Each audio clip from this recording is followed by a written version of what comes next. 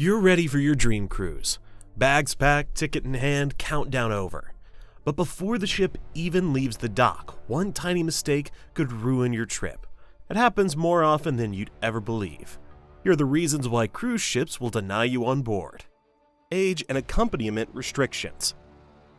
Many young travelers plan the perfect group getaway, only to find out too late that the ship won't let them board. Age rules vary by cruise line, and they're stricter than most expect. Carnival, for example, requires at least one guest per cabin be 21 or older on most U.S. sailing. Royal Caribbean allows 18 years old to sail alone, but only on routes outside North America. Every year, college groups and solo travelers get stranded at port, bags in hand, begging staff for exceptions. But cruise lines don't budge, even if you're old enough to vote or drive. If the policy says 21 and up, you're staying on land. The logic is liability. Ships are floating cities with alcohol. Gambling and international waters are involved. Cruise companies don't want legal gray areas or underage passengers in risky environments. So before you book, always check the minimum age to sail alone for your route. Because once you hit that port terminal, there's no loophole, no parental phone call, and no refund coming your way. Even if you meet the age rules, one wrong outfit could keep you on shore. Dress code and local laws. What you wear could actually stop you from boarding. Cruise lines have the right to deny passengers whose clothing violates dress codes, safety standards, or even the laws of their destination ports. A man showed up for his cruise to Barbados in camo shorts, not knowing it's banned there, since wearing it's reserved for the military. The cruise line stopped him at the gate before he could even step aboard. It's not just about camo.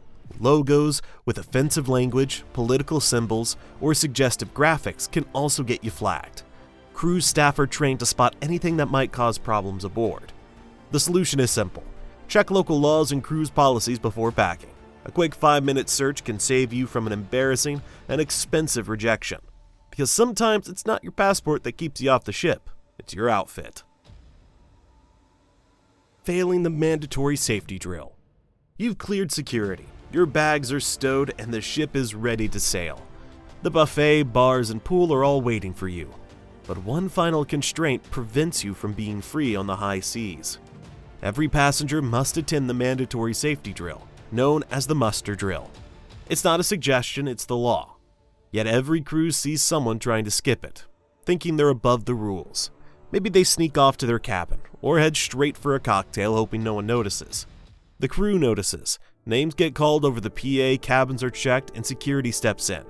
Miss it and your cruise card is deactivated. You're off the ship, left on the pier while everyone else sets sail. No refunds, no excuses. It only takes a few minutes, but skipping it can ruin your entire trip. Show up, get checked off, and then the vacation truly begins. You might have survived the muster drill, but one unseen list could keep you on land. The no-fly, no-sail policy. Cruise lines have started enforcing a new rule that's shocking travelers: the no-fly, no-sail policy. Since 2024, they've shared data with airlines and federal watch lists, meaning if you're still banned from flying, you're not cruising either. A man arrived in Miami with his family, ready for a Caribbean getaway. But when security scanned his ID, a federal no-fly flag popped up, and within minutes his cruise was over before it began. This isn't an isolated case. Disruptive behavior, unpaid fines, or even pending investigations can now follow passengers across borders and across industries. Cruise lines are tightening their standards, focusing on security like never before. So before you book that dream vacation, make sure your name isn't on any list that could keep you anchored to shore. Even if you're cleared to sail, your body might still betray you, and cruise lines are watching. Unfit to travel, medical and health concerns. Cruise lines don't take chances anymore. Health screenings at the terminal are stricter than ever, and one small symptom could end your trip before it begins. A simple cough, visible fatigue, or even post-surgery swelling can make staff label you unfit to travel. Cruise companies follow this rule to avoid mid-sea emergencies, where medical help is limited and costly. If you've had a recent operation, chronic illness, or ongoing treatment, you'll likely need a fit to sail letter from your doctor. Without it, the cruise line has every right to deny you boarding. Don't wait for them to ask. Contact the cruise line's medical team before your trip. Declare your condition and bring every document you might need. You might pass the health check, but one hidden rule hits even closer to home: the hidden hygiene clause. Few travelers realize their tickets come with a comfort clause, and it's stricter than you think. Cruise captains can legally deny anyone whose condition might impact the comfort, health, or safety of others. That includes hygiene-related issues. This policy isn't about discrimination, it's about maintaining onboard standards, but it often blurs into ethical gray zones. If you have a medical or hygiene-related condition that could raise concern, reach out to cruise line's accessibility or special needs department before you book. Provide documentation, get written approval, and travel confidently, knowing you've covered your bases. Even if you feel perfectly fit to sail, your past might say otherwise, and cruise lines are checking. Criminal records and global entry restrictions. Here's a shocker. It's not always the cruise line that decides if you sail, it's the countries on your route. Places like Canada, Australia, and Japan have strict entry laws, and even one old DUI can get you banned before the ship leaves port. Why? Because your name's already been sent to every country on the itinerary through the passenger manifest. If one says no entry, the cruise line has to protect its schedule, and you're off the list.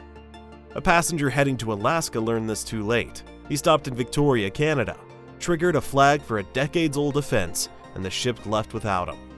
Check every country's entry laws months before you book, especially if you have any record, no matter how minor. Some offer waivers or temporary permits, but those take time. Ignoring this step could cost you thousands and your entire trip. But now things are getting even stricter. What started in airports has quietly reached the open sea. Identification and documentation fails. Every year, countless travelers are stopped cold over paperwork. A torn passport, faded photo, or expired ID can cancel your vacation before it even starts. And cruise staff won't bend the rules. A family was stopped at the gate when their child, traveling with an aunt, lacked a notarized consent letter. Everything else was perfect, but without that document, they watched the ship sail away without them. It's not just kids, adults get caught too, especially after name changes, damaged passports, or mismatched identification. Even a tiny tear or loose stitching can make a passport invalid under some countries' entry laws. Always check your documents weeks before departure and keep originals with you. Digital scans might help in emergencies, but they won't get you through the gate. But here's the twist. Sometimes it's not the cruise lines that stop you, it's another person. Hit like if you'd hate to lose your trip that easily. Reservation sabotage, when someone cancels your trip. It sounds like something out of a thriller, but cruise reservation sabotage is very real. With just a booking number and last name, anyone can access and cancel your trip online. And guess where most people unknowingly share that info? Social media. A woman proudly posted her $10,000 dream cruise online, unknowingly showing her booking code. Within a day, her trip was canceled, her cabin resold, and her dream vacation gone, all from one photo. It's the dark side of oversharing. Cruise systems aren't designed with heavy cybersecurity. They rely on trust. That means even an innocent screenshot can open the door to scammers or pranksters. Always keep your booking details private, just like your credit card info. If you want to share your excitement online, blur the numbers or wait until you're already on the ship, because one post could literally sink your cruise before it even begins. Even if your booking is safe, there's another catch: some people simply aren't old enough to sail. Cruise ships promise paradise, but one small mistake can turn that dream into a disaster before you even set sail. Hit subscribe and like the video so your next trip doesn't end at the dock.